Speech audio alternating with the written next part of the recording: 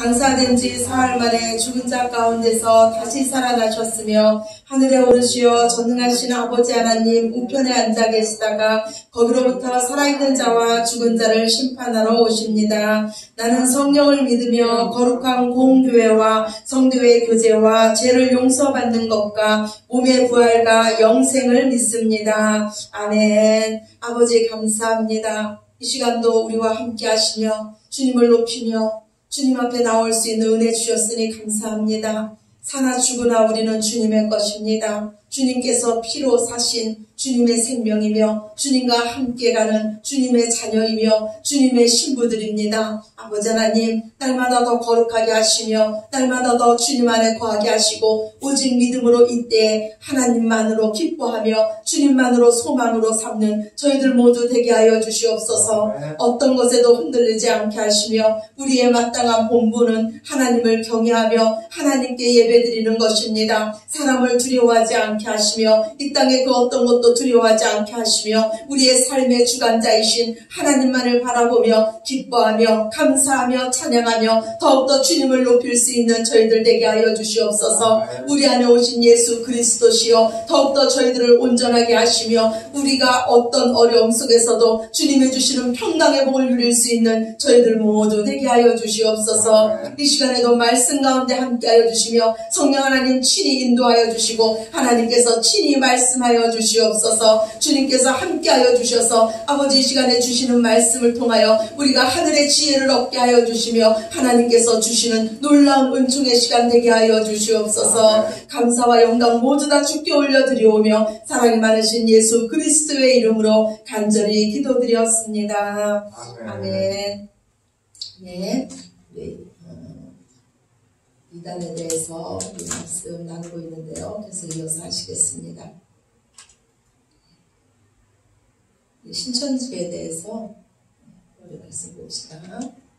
네, 우리 첫 시간에는 이단의 계보에 대해서 우리 말씀 나눴습니다. 네, 그래서 많은 이단의 교주들이 자기들이 특별한 계시를 받았다, 나만이 비밀을 깨달았다 그러면서 그들만이 뭐 특별한 걸 받은 것처럼 말하지만 우리가 이단의 계보를 통해서 우리가 이제까지 알아왔듯이 그들은 해 아래 새 곳이 없었습니다. 그 후에 이단에 속한 자들은 계속 이단을 거쳐서 거기서 배우고 익힌 것으로 다시 새로운 종교를 창시해서 그들이 지금의 이단이 되었습니다. 그래서 우리나라도 일제시대부터 벌써 이수나라는 정도교를 통해서 그 첫 이단이 거기서부터 나왔습니다. 이단의 특징은 내가 계시를 받았다는 겁니다. 지금도 하나님께서 여전히 계시하신다는 것입니다. 그런데 우리가 기억해야 할 것은 계시는 무엇으로 마감됐습니까?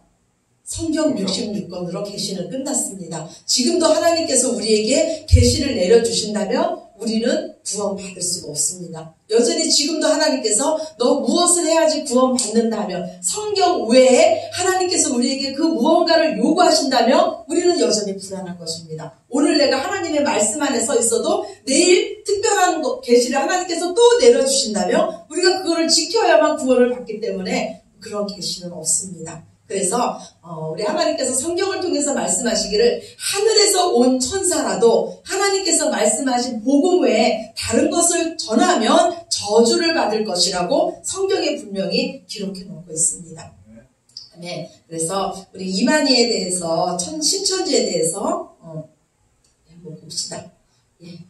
이만희는요, 우리가 지난주에도 쭉 봤듯이 1931년도에 경북 청도에서 출생했습니다. 그래서 쭉 있다가 이만희가 처음으로 들어간 곳이 전도관이었습니다. 전도관에서 10년간 있다가 전도관에서 자기 재산이 다 털렸다고 하면서 나와서 장막성전, 첫 장막성전에 들어갑니다. 이게 중요합니다. 첫 장막성전에 들어간 게 왜 중요하냐면 이 장막성전의 교주가 유재열이었습니다. 그런데 이만희가 지금 왜 구원자가 될 수 있었냐면 이 첫 장막성전에서 보고 들은 자만이 증인이 될 수 있다고 증거하고 있기 때문입니다. 그래서 이만희는 지금 우리 성막에 보면은요, 성막에 성소가 있고 지성소가 있습니다. 이 앞부분을 첫 장막성전이라고 이들은 얘기를 합니다. 그래서 이때 일어난 일이 이 첫 장막성전에서 일어난 일인데 이 첫 장막성전이 배도하고 멸망하는 일을 이만희가 지켜봤고 이만희가 그 가운데 있었지만 이만희는 배도하지도 않았고 멸망하지도 않아서 이제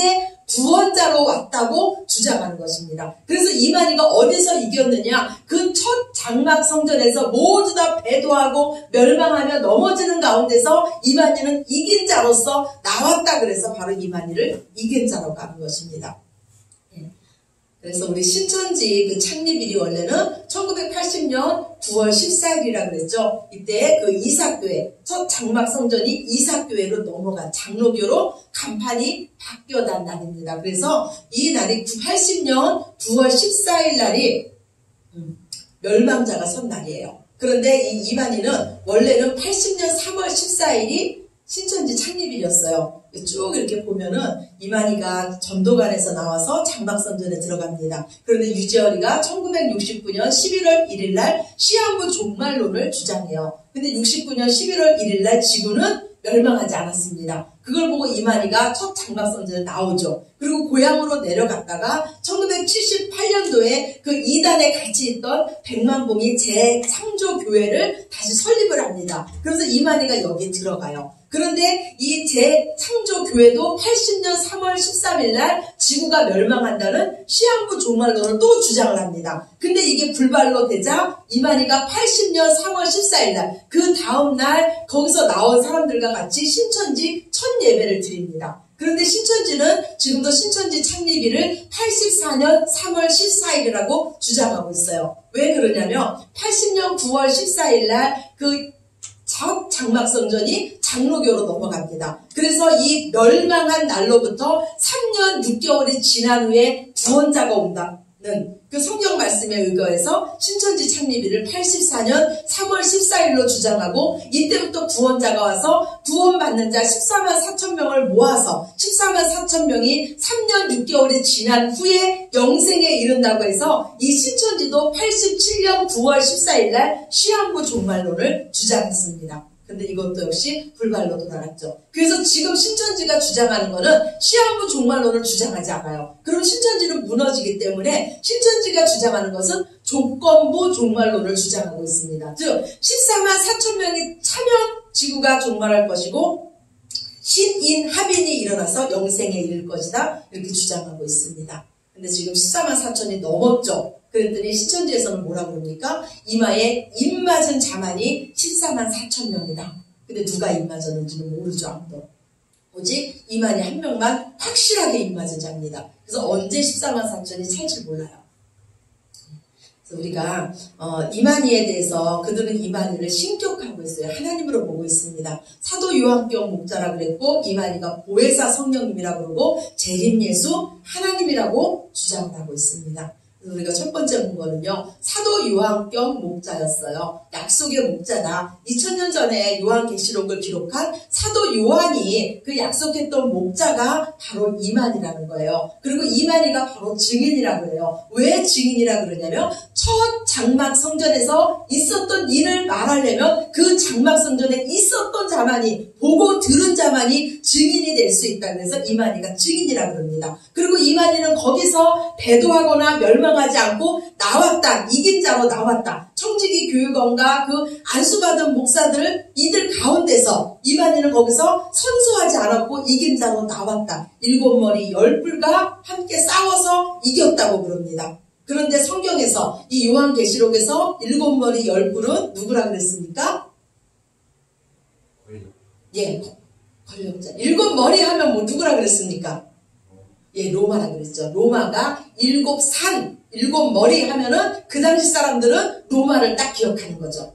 그래서 로마예요. 그래서 이 요한계시록을 기록한 이 사도 요한은 너희가 지금 7머리 10뿔 그 로마의 권세가 10뿔처럼 커도 너희는 그걸 두려워하지 말아라. 예수님은 반드시 다시 오신다. 반드시 다시 오셔서 너희를 구원할 것이고 승리의 기쁨을 줄 것이고 평강을 줄 것이니까 예수님의 복음의 말씀 붙잡고 끝까지 이기라는 겁니다. 그 말씀이에요. 근데 이만희는 7머리 10뿔 청지기 교육원의 그 7 목사 그 다음에 거기서 안수받은 그 장로들 이들이 7머리 10뿔이라고 이만희는 주장하고 있어요. 그런데 이때가 1980년도인데 청지기 교육원이 생긴 것이 1981년도에 생겼습니다. 그러니까 이 연대적으로도 맞지가 않습니다. 그리고 이만희는 자기를 대언자라 그러죠. 이 대언자라는 주장은요, 요한일서 2장 1절에 보면은요, 나의 자녀들아 내가 이것을 너희에게 쓰면 너희로 죄를 범하지 않게 하리라 함이라. 만일 누가 죄를 범하여도 아버지 앞에서 우리에게 대언자가 있으니 곧 누구시라고요? 의로우신 예수 그리스도라. 대언자는 예수님이에요. 근데 이만희는 자신을 대언자라 그래요. 하나님의 말씀을 계시를 받아서 그 첫 장막 성전에 있었던 일을 증거하는 내가 증인이고 그거를 대언하고 실상으로 이루어진 일을 비밀을 아는 자가 오직 이만희라고 합니다. 우리에게 대언해 준다 그래요. 근데 여기에 보면 대언자는 지금 어디에 있어야 됩니까?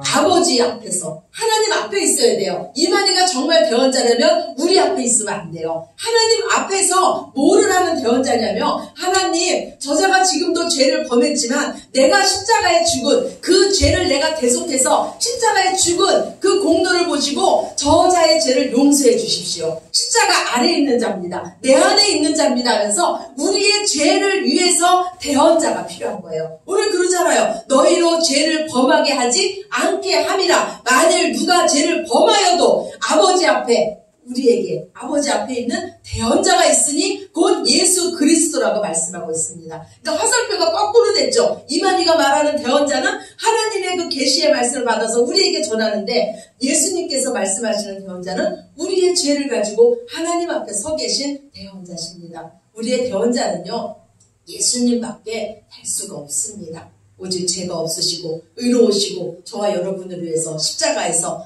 모든 죄를 완전히 속죄하신 그 예수님만이 우리의 대언자인 줄로 믿습니다. 네, 우리 지난주에는요, 보혜사 성령님에 대해서 말씀을 나눴어요. 이 신천지의 특징은요, 성령을 두 가지로 나눕니다. 성령이 있고 보혜사 성령이 있다 그래요. 그래서 초대교회부터 그 이만희 신천지가 생기기 전까지의 모든 자들은 성령을 받은 거라고 얘기를 해요. 요엘서의 성령. 그래서 지금 우리가 마지막 날에 찬양할 때 너희 자녀들은 예언할 것이고 너희 늙은이들은 꿈을 꿀 것이고, 이 요엘서의 성령이 초대교회로부터 그 신천지가 창립하기 전까지는 그 성령이었다. 그래서 그때는 모든 것을 아는 성령이 아니고 부분적으로 역사하시는 성령이었고 부분적으로 뿐이 알지 못했다. 그런데 보혜사 성령인 이만희, 약속의 목자가 옴으로써 모든 것을 온전히 알 때가 됐다. 왜 이 주장을 하냐면 요한복음 14장 16절에 또 다른 보혜사가 오면 내가 너희에게 말한 모든 것을 생각나게 하고 모든 것을 알게 할 것이라고 이 말을 가지고 이처럼 주장합니다. 그런데 고린도전서 13장에 보면 너희가 부분적으로 알 때다. 아직 온전한 것이 오지 않아서 부분적으로 알 때다. 이거를 가지고 초대교회나 이 신천지가 생기기 전까지는 모든 자들이 부분적으로 알았는데, 이제 신천지가 창립함으로써 구원자이신 이만희가 오므로써 보혜자 성령님이 오심으로써 모든 것이 밝히 드러나는, 실상이 드러나는 계시록 실상시대가 되었다고 주장을 합니다. 근데 성령님이 오시면 누구에 대해서 증거하십니까?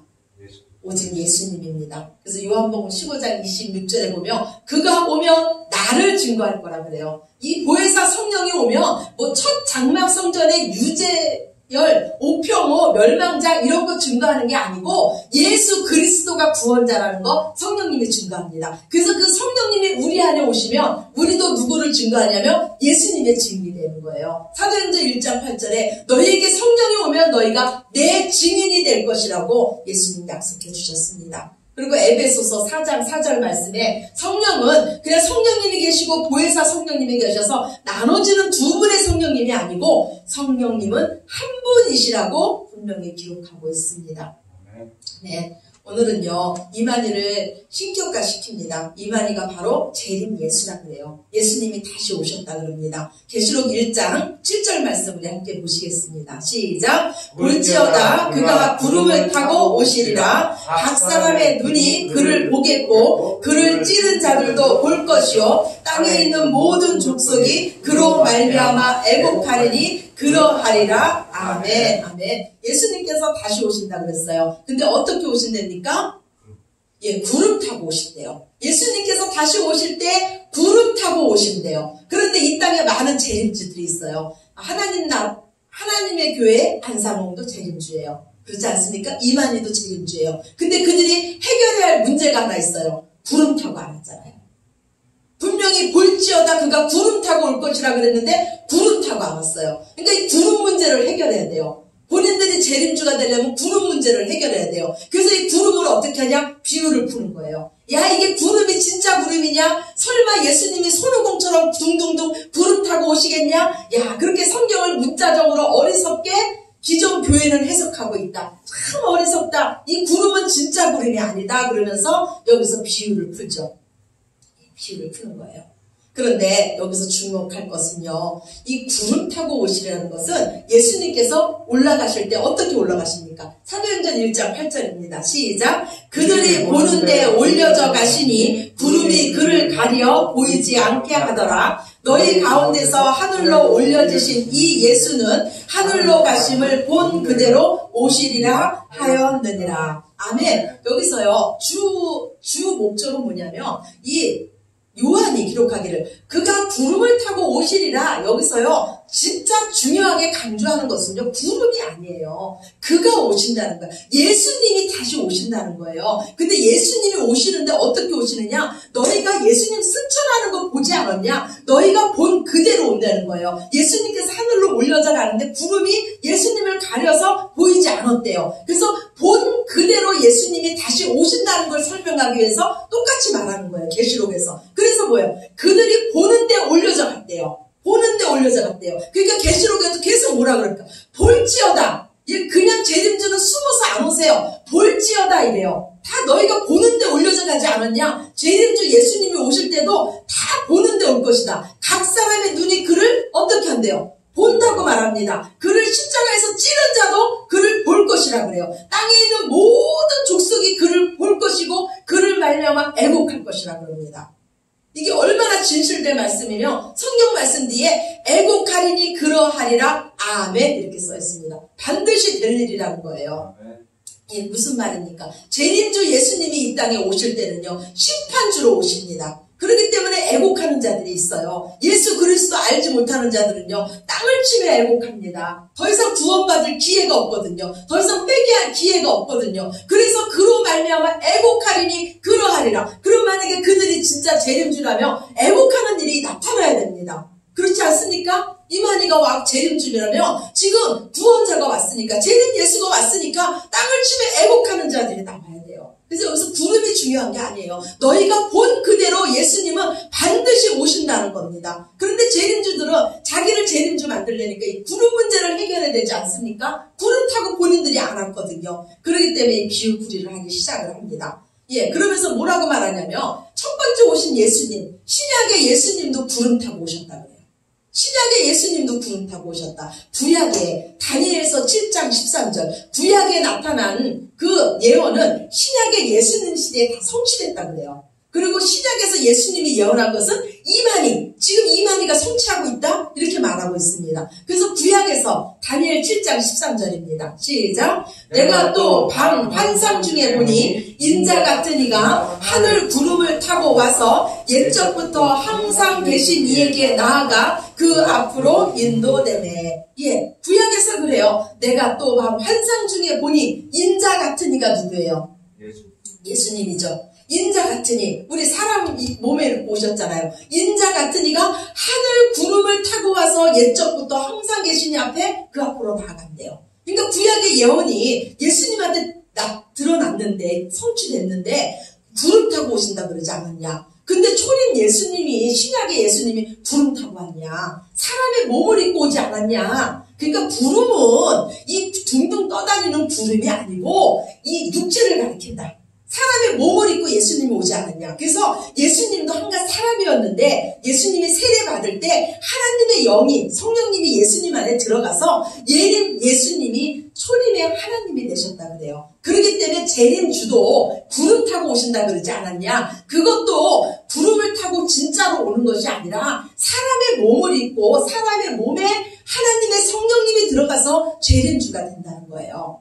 그래서 신천지에서는 구름은 영이다. 하나님의 영이 들어갔으니까 사람 몸에 영이 들어갔으니까 구름은 영이라고 비유풀이합니다. 그리고 하나님의 교회는 구름은 육체다. 사람의 몸 이게 바로 육체다 그래요. 이 육체에 성령님이 오신다 이렇게 말을 합니다. 그럼 여러분 어떻게 하실 거예요? 이렇게 얘기를 해요. 제가 오늘요, 여기에 대해서 막 유튜브를 보는데, 하나님의 교회와 일반 청년의 대화를 나누더라고요. 근데 이 얘기를 딱 하더라고요. 초림 때 예수님 구름 타고 오신다 그러지 않았니? 그랬더니 몰라요. 응? 초림 예수님이 구름 타고 오신다 그랬어? 그런데 예수님 구름 타고 안 왔잖아. 사람의 몸으로 왔잖아. 그랬더니 그래? 내가 잘못 알았나? 이러면서 결론이 나더라고요. 여러분 어떻게 반박하시겠어요? 네. 그러면 다니엘의 이 예언은요, 무슨 예언입니까? 초림 예수님의 예언이 아니에요. 재림 예수님에 대한 예언이에요. 아까 우리 다니엘서 7장 13절 읽었잖아요. 그 바로 다음 절만 보도 알 수가 있어요. 14절입니다. 함께 읽읍시다. 시작. 그에게 권세와 영광과 나라를 주고 모든 백성과 나라들과 다른 언어를 말하는 모든 자들이 그를 섬기게 하였으니 그의 권세는 소멸되지 아니하는 영원한 권세요. 그의 나라는 멸망하지 아니할 것이니라. 아멘. 예수님께서 모든 권세와 영광과 모든 백성, 모든 다른 언어를 말하는 모든 백성이 그를 섬기는 때가 초림 예수 때 이루어졌습니까? 아니잖아요. 아니잖아요. 그죠? 이거는 예수님이 다시 오실 때, 재림 예수를 기다리는, 지금 이때 이루어지고 있잖아요. 이게 완성될 때는 예수님이 완전히 오실 때 하나님의 나라가 완전히 이루어지겠죠.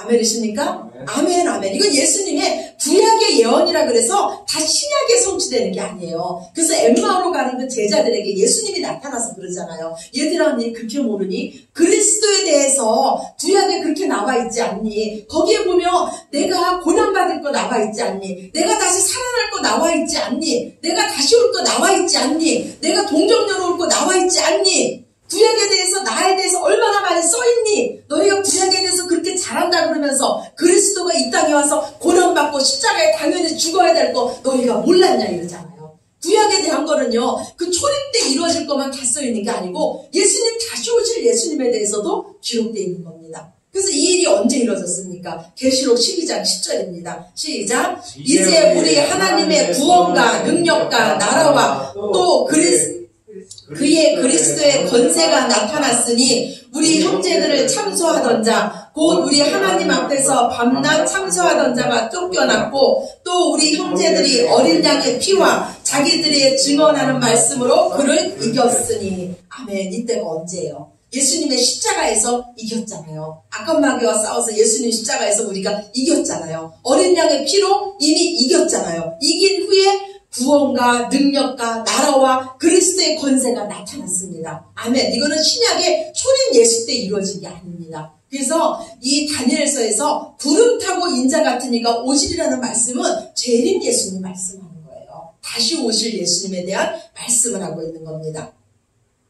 자, 그러면 재림 예수님은요, 지금 이 재림 예수들이, 재림주라고 하는 이만이나 안상홍이나 많은 다른 재림주들이요, 영으로, 부름은 영이다, 부름은 육체다, 그래갖고 사람의 몸을 입고 왔다 그래요. 그러면 초림의 예수님은 왜 사람의 몸을 입고 왔어야 됩니까?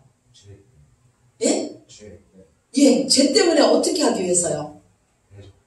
대속하기 위해서. 죽기 위해서 우리 몸을 입어야 됐어요. 죽어야만 우리의 죄를 대속하기 때문이에요. 그렇지 않습니까? 죄의 삭은 사망인데 죽으시러 오신 거예요. 그래서 예수님 말씀하기를 인자가 온 것은 나의 목숨을 대속물로 주려고, 너희 대신 나는 죽으러 왔다고 예수님 말씀하잖아요. 그래서 사람의 몸을 입고 오셨어요. 그리고 예수님은 십자가에서 완전한 구원을 이루시고 내가 다 이루었다고 말씀하세요. 그런데 이렇게 다 이루신 예수님이 굳이 또 사람의 몸을 입고 또 오실 필요가 있습니까? 없습니까? 없어요. 재림 예수님은 이제 만왕의 왕으로 오시는 거예요. 하나님의 능력과 권세와 그의 나라를 가지고 이 땅에 오시는 겁니다. 이 땅에 심판주로 오시는 거예요. 초림 예수님은 구원의 예수님으로 오셨다며 재림 예수님은 심판주로 오시는 거예요. 그래서 그 재림 때에 많은 모든 민족이 애곡한다고 말씀하잖아요. 하나님의 영광, 권세, 능력으로 백마 타신 예수님으로 오시는 겁니다. 그래서 세례 요한이요, 예수님이 오셨어요. 백마 타신 초림 예수님을 재림 예수님으로 착각한 거예요. 근데 예수님이 오셔서 그 로마를 심판하고 하나님 나라를 이룰 줄 알았는데 예수님이 하시는 일이 가난한 자들과 함께하고 이상한 죄인들과 함께하고 이러니까 세례 요한이 어떡합니까? 당신이 그 그리스도 맞습니까? 하면서 제자를 보내지 않습니까? 예. 그 세례 요한이 그 생각했던 예수님은 백마탄 예수님, 심판주로 오실 예수님. 그렇지만 초림 예수님은 구원자로 오셨어요. 재림 예수님도 구원자예요. 우리에게는 구원자잖아요. 근데 예수님 알지 못하는 자에게는 심판주로 오십니다. 그래서 재림 예수님은요, 우리의 모든 죄를 대속하신 예수님께서 또 사람의 몸을 입고 굳이 오실 필요가 없어요. 예수님은 십자가에서 이미 승리하셨기 때문입니다. 완전한 구원을 이루셨기 때문입니다. 예. 그러면요, 구름 타고 오시리라, 이 말은 뭡니까? 구름 타고 오시리라. 우리 성경에서 구름이 뭐를 말하는지 보면 알겠죠? 우리 출애굽기 19장 9절입니다. 시작.